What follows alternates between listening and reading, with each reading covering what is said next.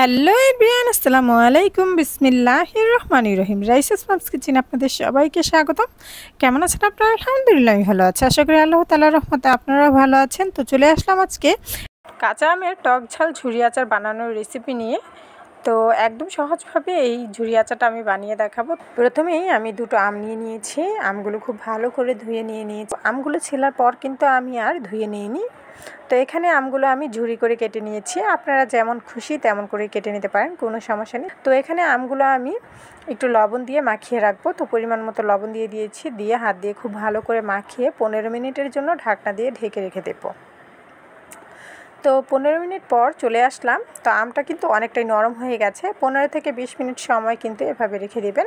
তো এখানে আমি একটা মশারির টুকরো নিয়ে নিয়েছি। তো সবগুলো আম আমি ঢেলে দিয়েছি। এখন আমগুলো আমি খুব ভালো করে চিপে যে পানিটা আছে আমের মধ্যে, যে রসটা আছে, দেখুন কতগুলো পানি বের হয়েছে। তো এই পানিগুলো আমি ফেলে দেব। তো এখন কিন্তু আমটা অনেকটাই নরম হয়ে এসেছে, অনেকটা মজে গেছে আমগুলো। তো এই আমের মধ্যে দিয়ে দিলাম পরিমাণ মতো লবণ, তারপর দিয়ে দিয়েছি বিট লবণ। তো আচারটার মধ্যে একটু লবণটা বেশি হলেই কিন্তু খেতে ভালো লাগবে। তো এখানে বিট লবণ আর লবণ দেওয়ার পর আমি এখানে দিয়ে দিয়েছি 1 টেবিল চামচ আদা রসুন বাটা। তারপর দিয়ে দিলাম সরিষা বাটা 3 টেবিল চামচ। তো সরিষা বাটাটা আমি একটু বেশি করে দিয়েছি।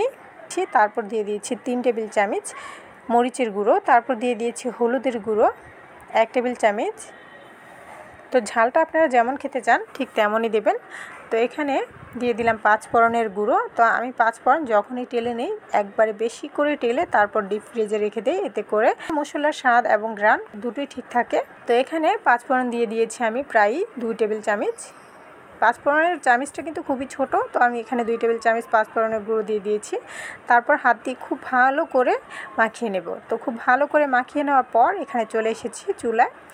তো চুলার মধ্যে একটা কড়াই বসিয়ে দিয়েছি। কড়াইটা গরম হওয়ার পর দিয়ে দিয়েছি তেল। তো তেলটা এমন করে আন্দাজ অনুযায়ী দিতে হবে যেন আচারটা একদম মাখা মাখা হয়।